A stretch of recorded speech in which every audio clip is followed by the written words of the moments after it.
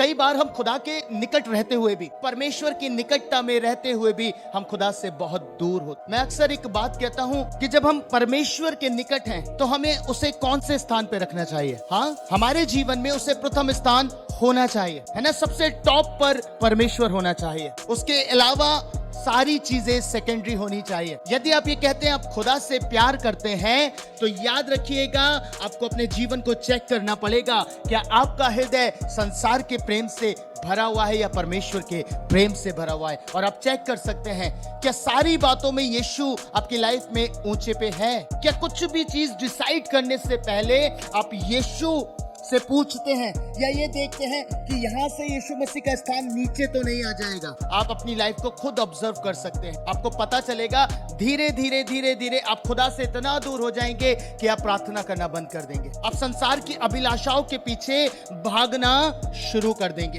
आपको पता चलेगा अंदर से कि मैं प्रार्थना नहीं कर पा रहा हूँ, मैं फास्टिंग में नहीं बैठ पा रहा हूँ, मैं इबादत का हिस्सा नहीं हो रहा हूँ।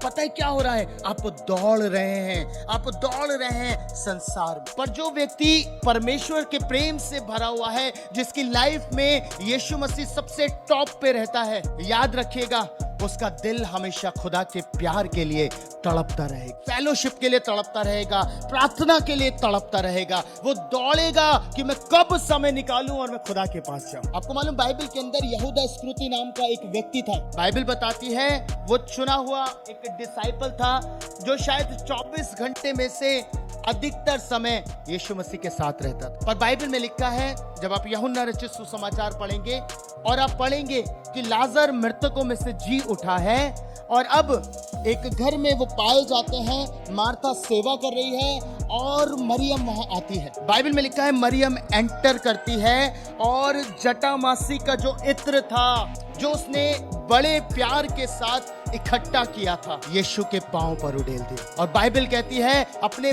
बालों से वो उसको पोंछने लगी। और लिखा है यहूदा, पता है एक बात कहता है इस इत्र का सत्यानाश क्यों किया गया? ये तो 300 दिनार में बेच दिया जाए। अब सोचिए, यहूदा यीशु मसीह के साथ रहने वाला जन है, पर पता है इसका मन कहाँ लगा हुआ है? संसार में लगा हुआ, संसार के धन के पीछे दौड़ रहा है। अब सोचिए, यीशु के इतना निकट होने के बावजूद भी उसके हृदय में संसार का प्रेम भरा हुआ है। और आपको मालूम, इसी कारण से उसने यीशु को पकड़वा दिया। वहां 300 दिनार पे ध्यान था, उसके बाद 30 चांदी के सिक्कों पे ध्यान। इसी प्यार के चक्कर में, धन के चक्कर में उसने यीशु मसीह को पकड़वा दिया। आपको मालूम है, इसे मरियम को देखना चाहिए था। मरियम जो शायद यीशु के इतने पास नहीं रहती, इतने करीब नहीं रहती, पर आपको मालूम है मरियम ने क्या किया? मरियम ने वहां दर्शाया कि उसका समर्पण उसके प्रभु के लिए है। आप सब जानते हैं जो इत्र इकट्ठा किया जाता था वो इसलिए किया जाता था कि जब विवाह हो